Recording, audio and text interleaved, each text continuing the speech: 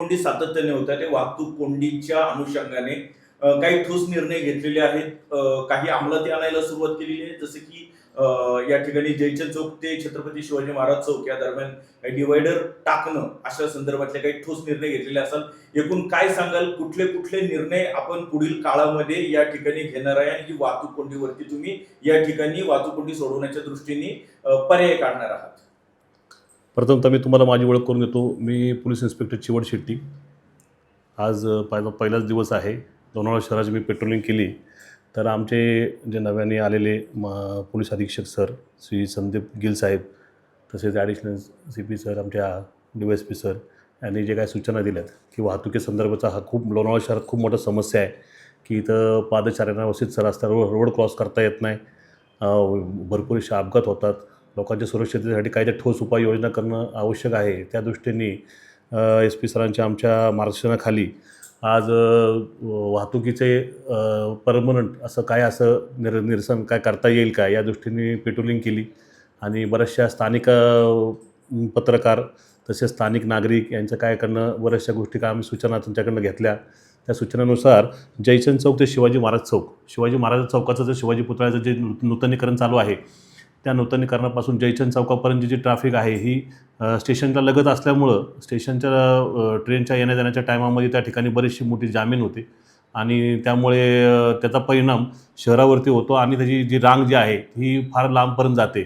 तर त्या दृष्टीने आम्ही आज स्वतः पेट्रोलिंग केली. त्या ठिकाणी जे स्टेशनच्या बाजूला जे रोडच्या बाजूला जे अनधिकृत रिक्षा थांबेत त्यांना त्या ठिकाणी जे रजिस्टर्ड आहेत त्यांच्याशी आम्ही चर्चा करून त्यांना पर्यायी जागा देण्याची आम्ही व्यवस्था करणार आहोत.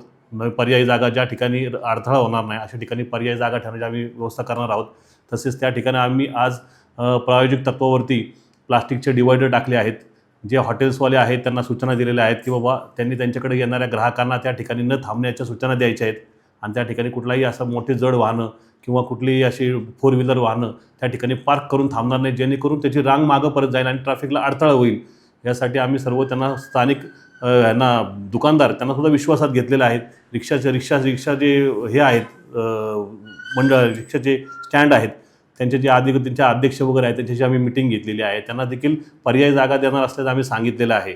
आणि आता त्या ठिकाणी रोड डिवायडर प्रायोजित तत्त्व टाकले तर स्थानिकांना आम्ही सगळं सांगतो की बाबा त्या ठिकाणी आम्हाला सहकार्य करा आणि आपल्या लोणावळा शहराची जी वाहतूक आहे ती सुरळीत करण्यासाठी आम्हाला सगळं मदत करा. आता भविष्यामध्ये आम्ही ज्या ठिकाणी वन वे करण्याच्या दृष्टिकोनातून सुद्धा आम्ही प्रयत्नशील आहे.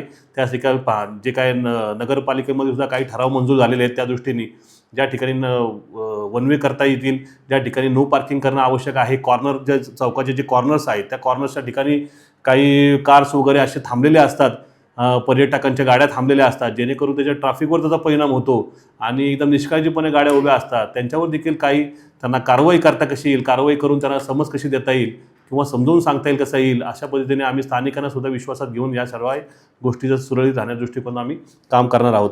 तर जड वाहनं जी लोणावळा शहरामध्ये येत आहेत ती लोणावळा शहरात प्रवेश करणारी जड वाहनं ही मावळा पुतळा त्यांनी रायवड पोलीस चौकी, नौसेना बाग आणि कैलास स्मशानभूमी मार्गे त्यांनी लोणावळा शहरात प्रवेश करायचा आहे. तसेच लोणावळा शहरात 6 ते 10 ही जड वाहतुकीला पूर्णपणे बंदी आहे. जर तशा प्रकारे जर त्यांनी कोणी जड वाहतूक जर त्यांनी आणली, ट्रक वगैरे असे जर हायवा वगैरे जर आणि ते सिटीमध्ये आणले तर आम्ही निश्चित त्याच्यावरती आम्ही ठोस कारवाई करणार आहोत.